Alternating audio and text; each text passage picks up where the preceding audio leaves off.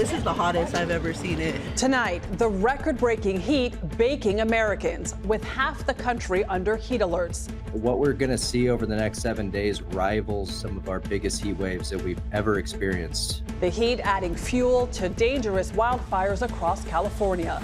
Texas is one of more than 25 states facing excessive heat warnings and advisories. In California, the warnings are particularly stark. The National Weather Service calls the heat wave dangerous and potentially lethal. And firefighters are working in those triple-digit conditions as they battle flames. CBS's Elise Preston is on the scene in Oroville, 70 miles north of Sacramento. Much of the West Coast is facing two threats: dangerous fire conditions and brutal heat. Anywhere from the 115 to 120 degrees, so that's incredibly hot. The National Weather Service calls this an exceptionally dangerous, potentially historic, and deadly heat event. The massive wildfire burning near the town of Oroville, California, has consumed at least 4 structures. But there's another toll. 8 firefighters here have suffered heat-related injuries. Standing outside here in this heat, how does it feel to you? If you were to put on all your winter gear to go skiing in 110 degrees and go do some yard work at your house, that's what it's like. They're doing arduous, hard activity in multiple layers of clothing. Most of California is trapped in an unrelenting heat dome, and even water provides little relief. Yeah, this is the hottest I've ever seen it. In Phoenix, a 10-year-old boy died in triple-digit heat while hiking. More than 1,200 Americans die every year from heat-related illnesses. The city of Portland, Oregon, has declared a state of emergency, where many are without air conditioning. Yeah, I think anytime it gets in the triple digits, it's alarming. Holiday heat stretching coast to coast, pushing 100 degrees in the nation's capital this 4th of July. It's hot. Yeah, make sure you have plenty of water. If you can, find some shade. Now, this gives you a glimpse of just how dry the grass is here in Oroville. This brush is only fuel on a hot, windy day, which is why warnings about fireworks are posted throughout the area. Official fireworks shows are canceled. Adriana? Hard to believe that's grass. Elise Preston, thank you. From the dangerous heat to the deadly hurricane roaring across the Caribbean. Beryl is now a Category 2 storm as it moves toward Mexico's Yucatan Peninsula. At least 8 deaths are being blamed on the storm. CBS's Tom Hansen is in Jamaica, where the cleanup is underway. Tonight, Hurricane Beryl on the move toward Mexico after swiping the Cayman Islands. The Category 3 hurricane had winds whipping up to 115 miles per hour. Jamaica dodged a direct hit on Wednesday, the center of the storm passing less than 50 miles south of the capital of Kingston. Cleanup is now underway, with the worst destruction in southern Jamaica. Devastated homes, torn roofs, and downed trees. The deadly hurricane now barreling toward the Yucatan Peninsula, a popular vacation spot on Mexico's east coast. CBS's Dave Malkoff is there. Beryl is heading towards the resort areas here in Tulum, and while they are experts on providing food, water, and shelter to thousands, they can't necessarily do that in these glass-lined, ocean-facing rooms here during an oncoming hurricane. They just handed us this note that says, in part, "You will be relocated to our shelter and become our refugee." Emergency response teams in South Texas are distributing sandbags to residents. I need some protection just in case. At the South Padre Island Alligator Sanctuary, even the gators are taking cover. 39 of them, including Big Padre here, were wrangled out of the water and taken inland while the storm passes. Back at Jamaica's Montego Bay Airport, I just want to go home. Crowds are already lining up to get out. We've had an interesting time, but we want to go home now as quick as we can. And just moments ago, take a look at this. They started letting people into the Montego Bay International Airport, but those people should not be too optimistic. We spoke with airport officials. They tell us they have not confirmed a single commercial flight going out tonight. And Adriana, we checked all the gates. There are no planes. Tom Hansen, thank you so much. For more on the hurricane and the heat, let's bring in CBS New York's Lonnie Quinn. Good evening, Lonnie. Hey, good evening to you, Adriana. The one point I want to make here, yeah, the storm is getting weaker. We just heard from Tom. Well, now the storm is down to a Category 2. The winds are blowing at 110 miles per hour. It's getting weaker. It does not mean the danger is gone. Let me show you what's going to happen. By the time you get to tomorrow morning, it's making landfall along the Yucatan, somewhere around Tulum, Mexico. It's got winds at 100 miles per hour, so it's still a Category 2, but continues to get weaker. Gets into the Gulf of Mexico, becomes a tropical storm. We think it'll reform into a Category 1 hurricane, maybe still a tropical storm as it makes a landfall around the Texas-Mexico border. But here's the problem. It puts the brakes on, and it just starts crawling through Texas. So from Brownsville to Laredo, with a slow-moving storm, they could pick up about a foot of rain during that time. And all the while, it's been so hot in Texas. Tomorrow, they're going to be about 98 degrees in Brownsville and Laredo. Hotter still, however, look at Redding, California. Redding is 118. The other side of the country, Raleigh, North Carolina, is 100 with the humidity. It feels like 108. And in terms of your 4th of July, I hope you have a wonderful 4th of July. Here in New York City, Mother Nature may have some fireworks for us, because the fireworks display will be right down the Hudson River behind me here. See right here? Could be some thunderstorms mixed in. We'll keep an eye on all that one. But right now, let's go back to you, Adriana. Oh, let's hope not. Lonnie Quinn, thank you. I hope so, too. President Biden is spending his 4th of July fighting for his political career as more members of his own party panic about the Democrats' 2024 prospects. He is attending a fireworks display tonight, but don't expect to see too many late-night events moving forward. A source says the president told a group of governors he needs to cut back on meetings and appearances that go past 8 p.m., and he needs to get more sleep. This as his opponent, former President Donald Trump, was caught on camera insulting both the president and vice president. We have Kamala. She's so bad. She's so pathetic. It's so amazing. It's just so bad. The election is running hot, and CBS's Scott MacFarlane is at the White House, where the pressure is on for the president. Amid a sweltering holiday celebration at the White House, Happy Independence Day! President Biden is trying to cool the intensifying political heat. Another major donor, Netflix co-founder Reed Hastings, is publicly urging the president to withdraw.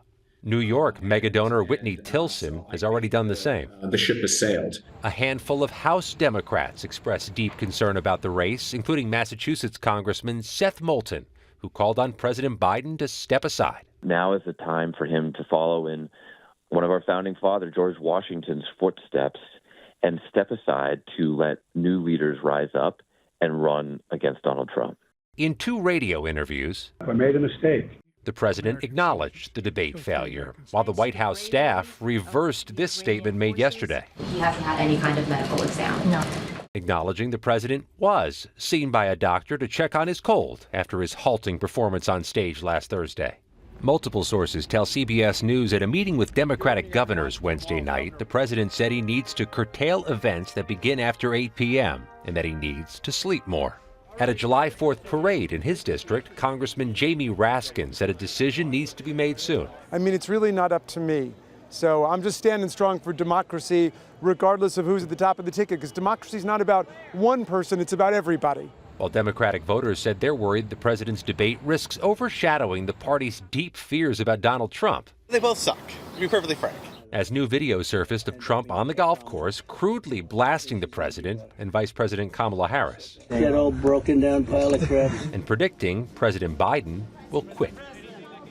In an effort to have the president in the public eye, he heads tomorrow to Madison, Wisconsin for a rally with supporters. Adriana.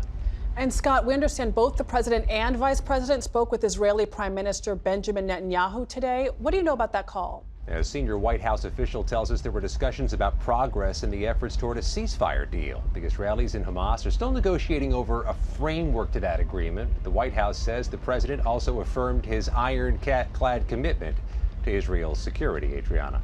Scott MacFarlane, thanks so much. It is Independence Day here, but it's Election Day in the United Kingdom.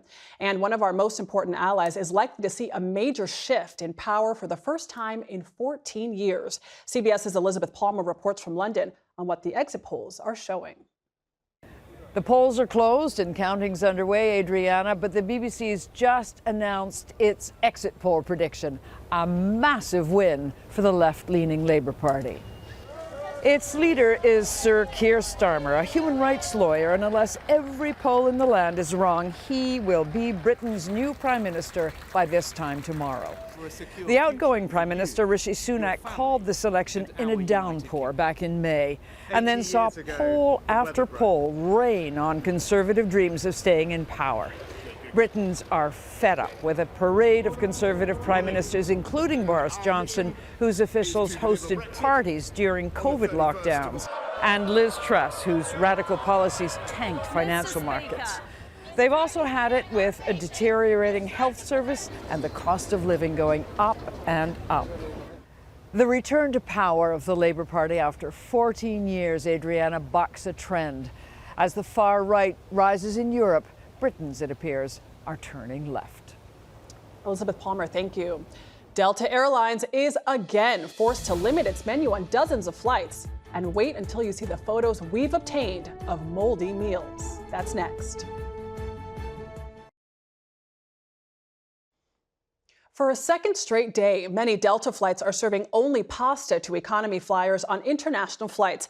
It comes after moldy chicken meals made passengers sick on Wednesday, forcing a flight to make an emergency landing. CBS's Chris Van Cleve has photos of those meals that you are seeing first right here on the CBS Evening News. Spoiled supper. Newly obtained images appear to show the chicken a la mold that somehow got onto Delta Flight 136. After some passengers were served bad food, the flight from Detroit to Amsterdam made an emergency landing in New York Wednesday morning. Howard, can you confirm the status of medical personnel at our gate? They should be standing by. It wasn't good. These passengers were on board. There was these two black spots that almost looked like burnt cheese. And I thought it was just something different. And I guess that turned out to be the black mold. One girl said that she did eat the chicken and she didn't finish it because it tasted really, really sour. Delta 136, can you confirm that none of the pilots ate any of the food? The pilots were fine, but at least 12 passengers were evaluated by paramedics at JFK Airport. None were taken to the hospital. But for the second day in a row, Delta has pulled all meals except a pasta dish from the economy cabin on 75 international flights as a precaution. The airline says it is investigating and sincerely apologizes to the passengers, who are all offered compensation and rebooked on later flights. Chris Van Cleve, CBS News, Los Angeles. The community of Highland Park, Illinois, threw its first 4th of July parade today since 7 people were killed and dozens wounded in a mass shooting at that parade 2 years ago. This year, celebrations took place under tight security and rerouted around the area where the shooting took place. Eye on America is next with a welcome wagon in America's heartland for some of the nation's newest immigrants.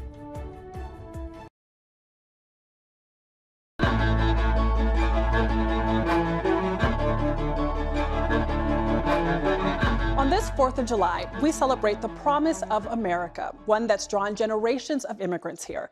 In tonight's Eye on America, instead of focusing on what isn't working with immigration, CBS's Janet Shamlian takes us to a place where it is. When Angelica Chernitska and her mother Larissa left war-torn Ukraine earlier this year, what did you learn today? They never expected Topeka, Kansas would quickly feel like home. I was overwhelmed. That is how I could just describe my feelings. That's because the people of this Midwestern city have created a modern-day welcome wagon. What's it like getting a family settled here? It's very rewarding to see the children strive in school. They not afraid of sirens. Yana Ross, who emigrated from Ukraine herself, started the volunteer group Top City Promise. The nonprofit helps new immigrants, mostly Ukrainians so far, with almost all expenses for 3 months, including a place to live. What was it like to walk into an apartment the day after you arrived in Topeka? Fully furnished, food in the refrigerator. I was overwhelmed. What's unique is how the group has partnered with the community to make sure it's more than a roof over their heads. A Church of the Latter-day Saints welcomes the newcomers to pick up free food. A Catholic church stores donations that furnish the homes. Capes Gora, right? And the Topeka School District has gone as far as hiring what it calls a director of cultural innovation. They come here and they shop basically for what they need. Pilar Mejia helps ease the transition for children. We need to strengthen our community from the ground up, and it starts with the children. And so we need to make sure that everybody feels like they're important, they are seen, they are welcomed. Topeka schools now have an international flair. Cities, lakes. In the district of almost 13,000, Ukrainian and Spanish are the most common languages after English. More than 200 refugees have benefited from the program, and the helping hand extends to all nationalities. I love it. You seem happy. Yeah, yes, very happy. It's different my life here. Lisbeth Amador came from Nicaragua with her husband and 6-year-old daughter. The couple has jobs, a car, and a good school for Surrey.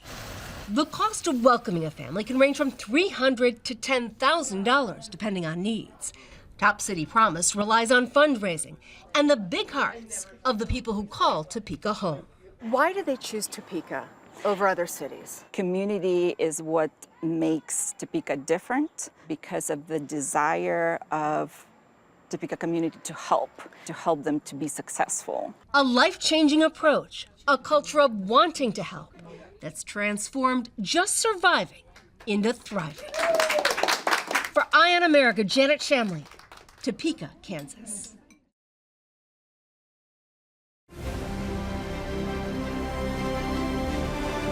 Finally, tonight's Heart of America. Marines Isaac Wiesand and Dalton Stone became friends while stationed overseas in Japan as canine handlers. By their sides the entire time were their other best friends, Ada, a drug-sniffing female German Shepherd known for her calm and cool personality, and Poker, a high-energy male German Shepherd who's a bomb-sniffing dog. But when both men returned to the States, they were forced to say goodbye to their loyal partners. Nearly 2 years later, Ada and Poker were ready for retirement, so a nonprofit animal welfare group, American Humane, helped the men reunite with their canine companions, who are now part of their families. I can tell you that she does still want to work and she still wants to play. Luckily, I have a pretty big yard that she can roam around and run free. Now I'm just trying to let him have his reward. He's earned it. Marines Isaac Wiesand and Dalton Stone, of course, along with Ada and Poker, tonight's Heart of America. And that is tonight's CBS Evening News. For Nora O'Donnell, I'm Adriana Diaz. Good night and happy Independence Day.